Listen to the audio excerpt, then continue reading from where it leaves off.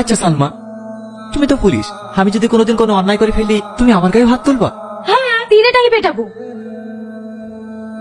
কি হলো, দাঁড়িয়ে গেলে যে? বাড়ি যাবে না? যাচ্ছি। আমার বিশ্বাস আমার টনি কোনো অন্যায় কাজ করতেই পারে না। ম্যাডাম চলেন। কি ব্যাপার ম্যাডাম, আপনি কান্না করছেন? কই না তো, বল। ডিউটিতে যাবেন না?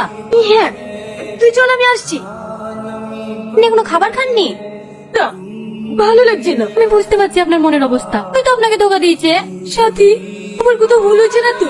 আমার কেন জানি মনে হচ্ছে ও নির্দোষ। একটা সত্যি কথা বলবো ম্যাডাম, আপনি আপনার ভালোবাসার চোখ দিয়ে দেখছেন তো, তাই এরকম মনে হচ্ছে। আমার তোকে প্রথম থেকেই সন্দেহ হয়েছিল। আপনি একবার ভেবে দেখুন তো, আপনার সাথে যেদিন ওর প্রথম দেখা হয়, তবে কি কোনো ছেলে প্রপোজ করে? আর আপনি হলেন এই এলাকার ওসি, আপনাকে চিনবে না। ও আপনাকে খুব ভালো করেই চেনে বলি আপনার সাথে ভালোবাসার অভিনয় করি, আপনাকে হাতে রাখার চেষ্টা করি, অবৈধ কাজগুলো সুন্দরভাবে চালিয়ে যেতে পারে। তুই ঠিক বলেছিস, আমি ওর ভালোবাসা